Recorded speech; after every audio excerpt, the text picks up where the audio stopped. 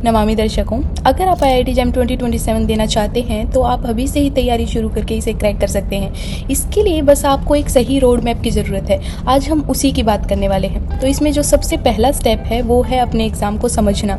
आपके एग्ज़ाम में पूछा क्या जाता है, उसका पैटर्न क्या है, उसके लिए ज़रूरी चीज़ें क्या हैं, क्या आपको कॉन्सेप्ट्स पे फोकस करना चाहिए या कौन कौन सी चीज़ें हैं जिन पे आपको सबसे पहले फोकस करना चाहिए।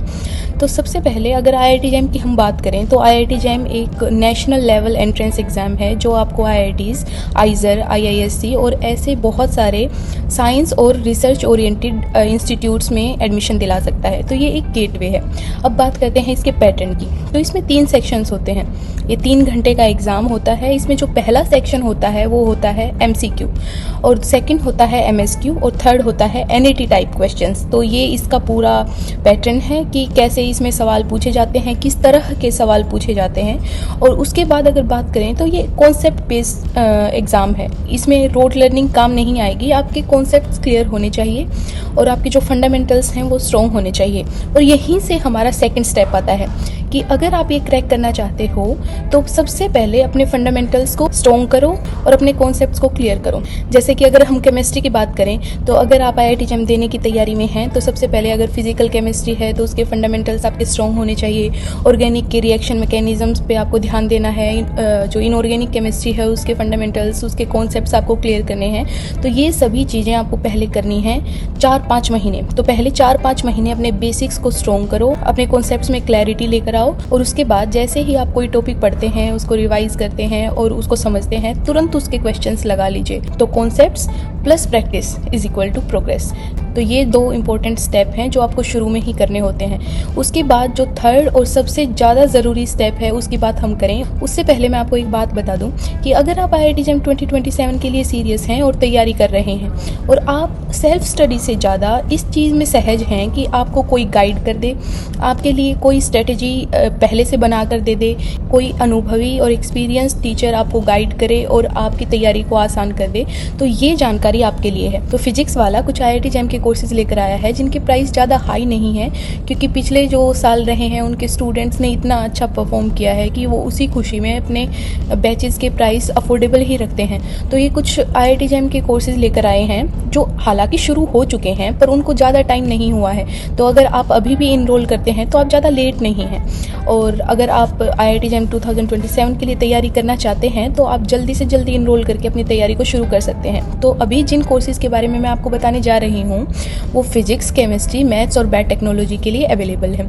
अब इनमें जो पहला कोर्स है वो है साकार 2.0 2027। तो इस बैच में आपको लाइव और रिकॉर्डेड क्लासेस मिलती हैं, DPPs मिलती हैं, नोट्स मिलते हैं, 2500 प्लस प्रैक्टिस क्वेश्चंस ये लोग प्रोवाइड करवाते हैं डिटेल सॉल्यूशंस के साथ। जो उसके बाद दूसरा कोर्स है वो है साकार 2027 और इस बैच के फीचर्स हैं कि आपको लाइव और रिकॉर्डेड लेक्चर्स मिलते हैं, daily practice problems in quiz format आपको ये लोग प्रोवाइड करवाते हैं और आपके डाउट रिजोल्यूशन सेशंस रेगुलरली होते हैं। उसके बाद जो तीसरा बैच है साकार प्रो 2027, ये भी आपके जो मैंने पहले आपको बताए थे उन सभी सब्जेक्ट्स के लिए अवेलेबल है। केमिस्ट्री, फिजिक्स, मैथ्स और बायोटेक के लिए अवेलेबल है।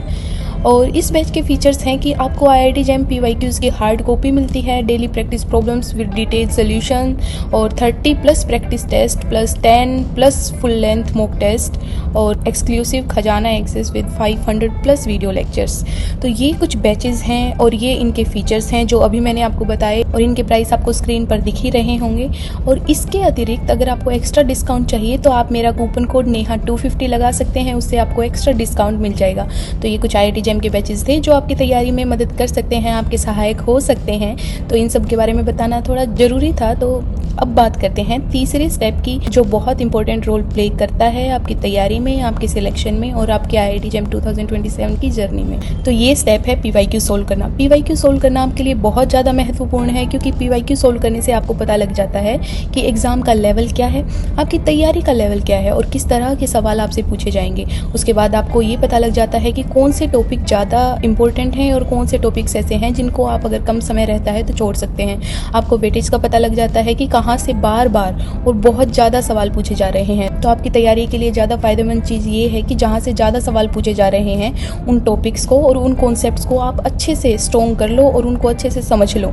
उसके बाद यहाँ से आपको क्वेश्चंस का पैटर्न पता लग जाता है कि किस तरह के सवाल पूछे जा रहे हैं और कहाँ पर न्यूमेरिकल्स पे ज़्यादा फोकस हो रहा है और कहाँ पर आपकी कॉन्सेप्ट लर्निंग पे ज़्यादा फोकस हो रहा है। तो एग्ज़ाम का लेवल पता करने में, फिर इंपॉर्टेंट टॉपिक्स का पता करने में, फिर पैटर्न क्या है उसका पता करने में, इन सभी चीज़ों में PYQ बहुत सहायक हो सकते हैं और आपको इनको बिल्कुल नहीं छोड़ना है। तो ये जो तीसरा स्टेप है ये सबसे ज़्यादा ज़रूरी है आपके IIT JAM की तैयारी में।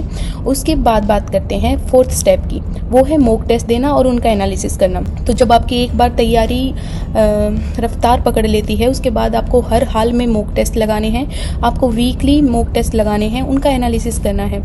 वीकली मॉक टेस्ट लगाने के बाद उनको समझना और कहाँ पर आप गलतियाँ कर रहे हैं इस चीज़ पर ध्यान देना, ये बहुत ज़्यादा ज़रूरी है। मॉक टेस्ट लगाने से काम नहीं चलेगा, जहाँ आप गलतियाँ कर रहे हैं उन कॉन्सेप्ट्स को बार बार रिवाइज़ करना, उन गलतियों पर ध्यान देना और आगे से मेक श्योर करना कि आप वो गलतियाँ रिपीट ना करें, ये बहुत ज़्यादा ज़रूरी है। तो मॉक टेस्ट प्लस उसका एनालिसिस बहुत इंपॉर्टेंट है। उसके बाद फिफ्थ स्टेप है रिवीजन करना। तो आपने पूरी तैयारी के दौरान जो शॉर्ट नोट्स बनाए हैं आप उनको लास्ट 2-3 मंथ्स में रिवाइज़ करेंगे, बार बार रिवाइज़ करेंगे। फिजिकल केमिस्ट्री के फॉर्मूलाज को रिवाइज़ करेंगे। उसके बाद कुछ ऐसी गलतियां जो आपने मॉक टेस्ट के दौरान देखने को आपको मिली, आप उन गलतियों को बार बार देखेंगे और उनसे रिलेटेड जो कॉन्सेप्ट्स हैं उनको रिवाइज़ करेंगे। तो ये कुछ स्टेप्स थे जो आपकी तैयारी में बहुत हेल्पफुल हो सकते हैं और आपका सिलेक्शन पक्का कर सकते हैं। तो अभी से तैयारी शुरू कर दीजिए। कंसिस्टेंसी बहुत ज़रूरी है, उसके साथ साथ रिवीजन बहुत ज़रूरी है, मॉक टेस्ट लगाना बहुत ज़रूरी है और अपने कॉन्सेप्ट्स को स्ट्रॉन्ग करना बहुत ज़रूरी है। तो इन सभी चीज़ों का ध्यान रखते हुए अभी से तैयारी में जुट जाइए। और अगर आपके कुछ डाउट्स हैं तो आप कमेंट करके बता सकते हैं, मैं उनका आंसर करने की पूरी कोशिश करूँगी। All the best.